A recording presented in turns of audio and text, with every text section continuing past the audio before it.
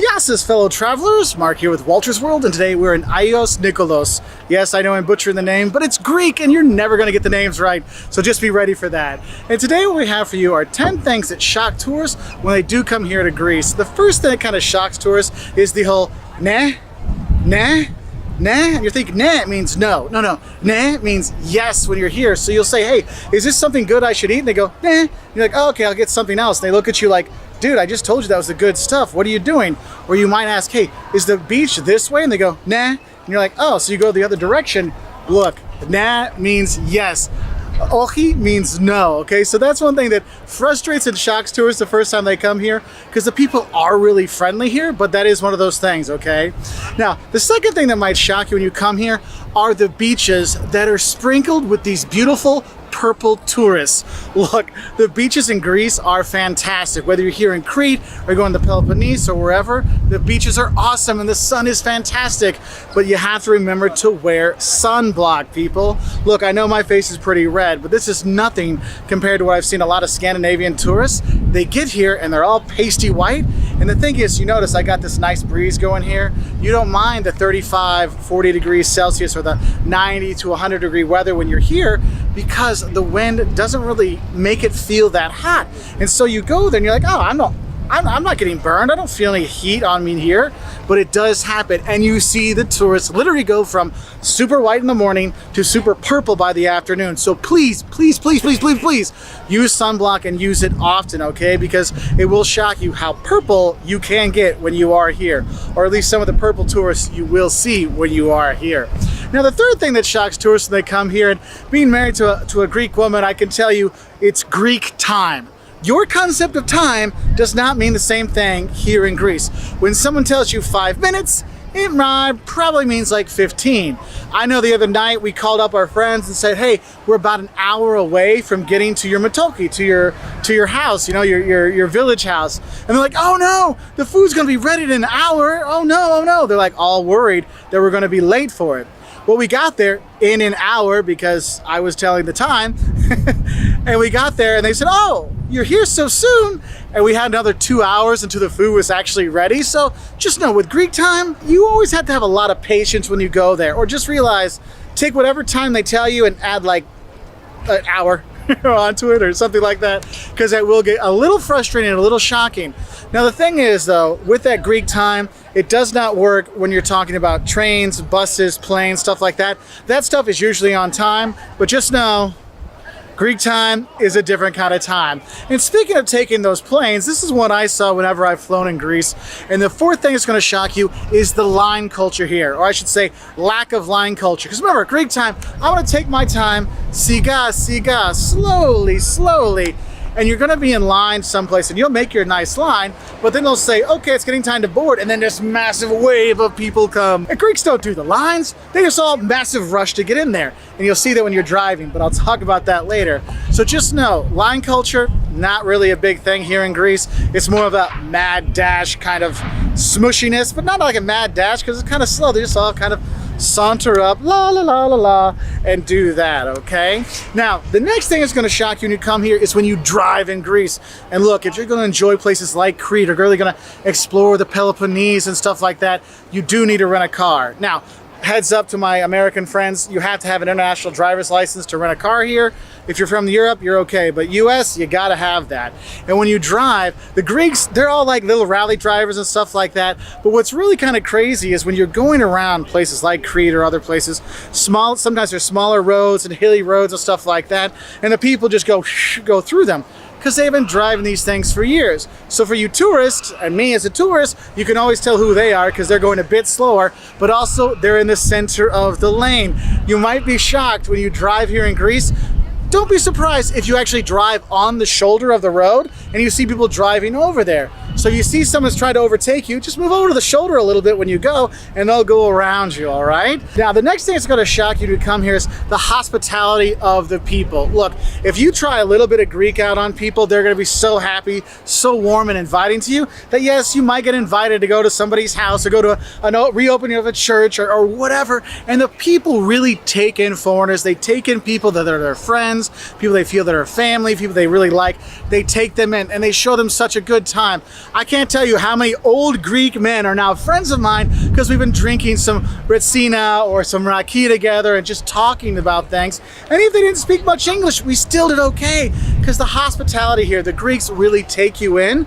And what leads off of that friendliness and helpfulness, oh, they also speak English really, really well here in Greece, young people to older people, so that's fantastic. But another thing that kind of leads on from that hospitality side of it is when you go and you eat here, the sizes of the portions. Look, I'm a big American man, and this big American man likes big American meals and stuff like that. Here in Greece, they've got even bigger sized meals. And you'll be shocked at how much they want to feed you and feed you and feed you some more. I know in our don'ts of Greece, I said, look, if you get invited to a Greek's house, don't eat for like 12 hours beforehand because they will feed you, and then water you, and then feed you some more, and then give you some more stuff. Look, the portion sizes here are enormous, so expect to share with people. So you got 4 or 5 people, maybe get 3 dishes and share like that. You can always order more. And their thing is the food here is fantastic and it's fresh, and you'll eat tons of local food. If you're here in Crete, you're going to eat Cretan food or Cretan food.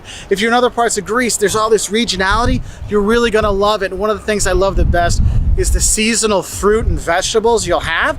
And you'll see when you finish your meal, they'll bring some fruit. You have dessert. It'll be watermelon now in July, and other times of years it'll be sika or figs, and you'll have that, and it's so great. But by the time they bring it to you, you're like, oh, I'm so full, I cannot eat anymore. Oh. So that is kind of crazy. Now, another thing you might notice, and I guess our next thing that might shock you when you come here, is when you go to someone's house or when you're going around the cities, you might notice it looks like a lot of buildings aren't finished. Maybe there's a stairwell that doesn't have the railing, or maybe there's some rebar sticking out of the top of a building. Look, the safety measures here, or the safety codes, I should say, are not as strictly enforced, it seems like, as in other places. Also, if you don't finish your building here in Greece, finish it all off, you don't have to pay the taxes on it quite yet. So that might drive some more people to leave a few things unfinished. So that might be something to look out for. But you will be shocked if you see some things and go, man, shouldn't that be covered up? Hey, shouldn't there be a wall here? Hey, what's going on here? So just know for that. And if you're an adult, it's not really a big issue. But if you got little kids, you might want to pay attention to some of those things.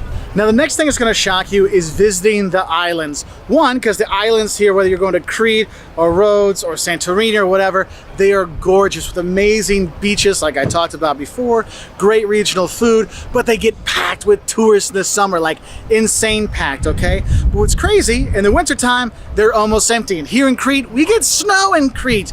And that kind of shocks people. They say, oh, I'll go off season to the islands, it'll be great. No, you'll be shocked how empty it will be and how not hot Greece you expect it to be. So just a heads up for that one.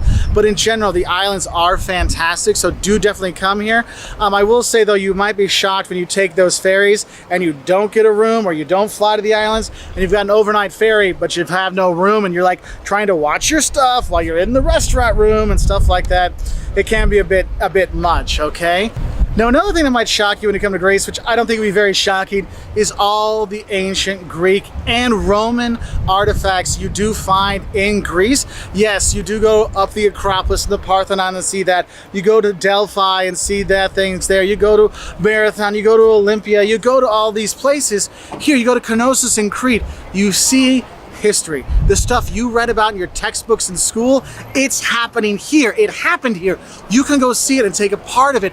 And the people love their country, and the pride they have in Greek history will come out in the food, in the conversations you have, in museums you go to, how well kept up they are, how much people care about them, and how much they share in them. And that's what's awesome, is you have these historic places and sites you can go to. I mean, I love Athens, but going to the old capital of Nafplio and hiking up to the fortress on top of the hill is one of the things you got to do. And you have these things with the monasteries you can go to and get, on the little cable cars up and stuff like that. There's so many cool places to check out that it's not just a beach vacation place. It's history. There's cool cities and cool places to go with these wonderful people when you are here. So some other shocks when you do come here to Greece. We're actually in Athens right now. And one is how much the Greeks really smoke. I mean, you will see ashtrays everywhere. I mean, it's like a 1970s Christmas party with every kid making a freaking ashtray for their parents. There is a lot of smoke in here, so just a heads up for that one.